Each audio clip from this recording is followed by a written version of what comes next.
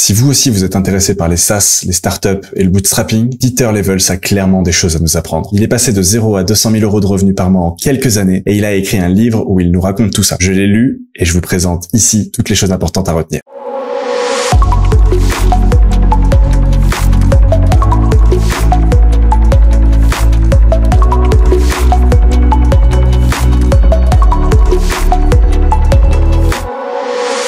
Pour ceux qui ne me connaissent pas déjà, je m'appelle Amaury Duval. Je me suis lancé un challenge de lancer 12 SaaS en 12 mois pour atteindre les 12 000 euros de revenus par mois. Je documente tout ça ici sur ma chaîne YouTube et si vous ne voulez rien louper, abonnez-vous et inscrivez-vous sur ma newsletter que vous pourrez trouver en lien sous la vidéo. Alors déjà, qui est Peter Levels? Alors Peter Levels, c'est ce gars-là. C'est cette photo qu'on peut voir sur son profil Twitter et on peut voir les différents projets qu'il a lancés et notamment ceux qui ont le mieux marché avec à peu près 50 000 euros de revenus par projet pour les 4 premiers. Bon, assez impressionnant. Mais ce qui va nous intéresser aujourd'hui, c'est surtout son livre qui est aussi disponible depuis son Twitter avec readmake.com.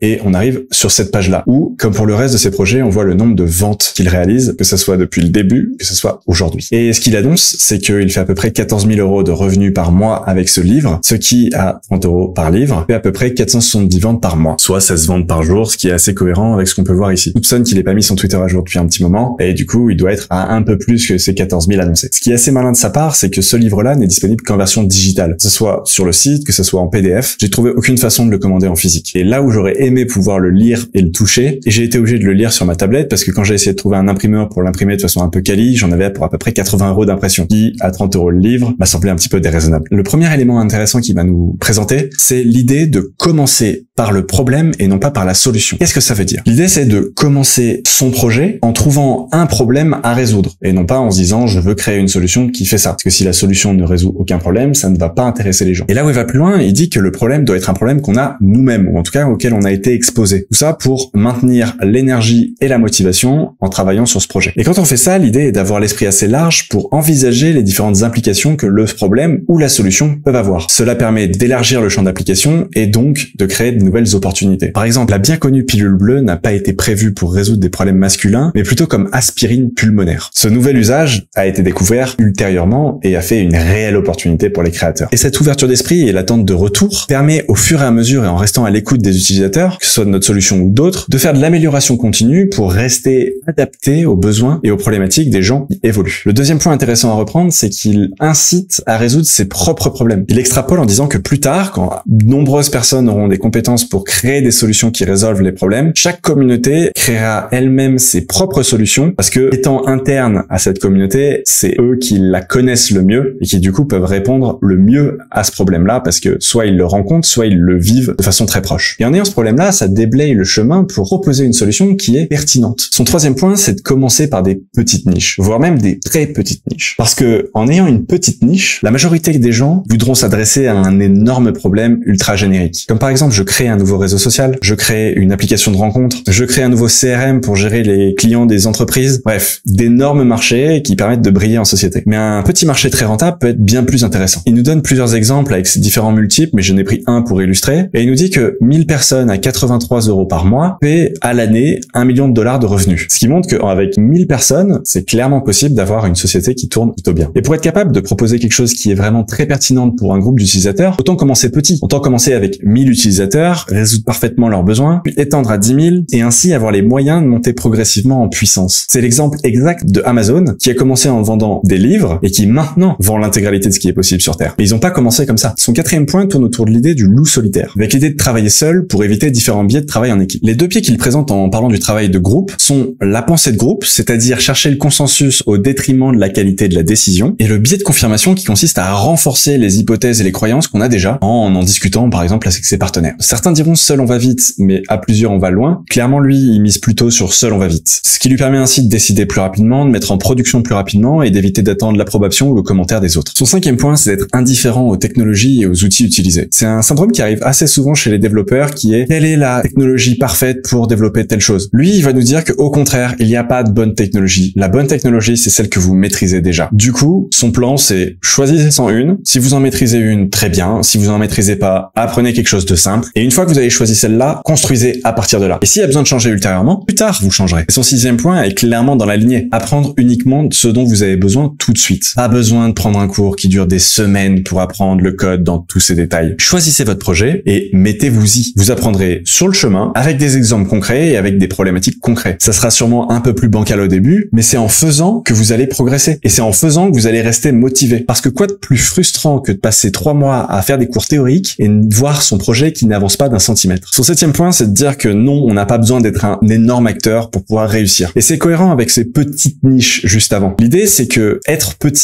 un petit joueur, ça a plusieurs avantages. En étant un petit acteur ou une nouvelle entreprise, ça permet d'être plus agile, plus flexible et ainsi de pouvoir mieux s'adapter aux changements. Et ça peut même être un argument de vente. Les consommateurs, de plus en plus, sont attirés par les alternatives. Être plus authentique, plus transparent, proposer un service plus personnalisé et soutenir les initiatives, les petites entreprises et les entrepreneurs devient pour certains un véritable critère de choix. Son 8e point, dans la continuité de l'idée d'avancer rapidement et d'être technologie agnostique, consiste à utiliser des solutions qui existent déjà pour créer votre MVP. Parce que à quoi bon réinventer la roue quand quelque chose existe déjà? C'est l'exemple qu'il donne avec Zapier qui permet d'intégrer différentes solutions et créer des processus qui vont prendre de la donnée quelque part, en faire un traitement et en donner un résultat par exemple. Et vous pouvez ainsi automatiser des choses sans même avoir besoin de coder. Et il existe énormément d'autres solutions de no-code, que ça soit un N8N que j'utilise et que vous pouvez voir dans une de mes précédentes vidéos, ou alors des solutions qui permettent de faire des applications sans code. Et son dernier point, c'est l'importance du minimum viable product ou MVP. Et beaucoup de gens pensent que minimum, c'est l'idée d'avoir quelque chose de potentiellement cassé, qu'on va mettre en avant. Non, un MVP, c'est pas une page avec un formulaire qui demande un mail. Un MVP, c'est un produit, certes minimum, mais minimum dans le sens fonctionnalité.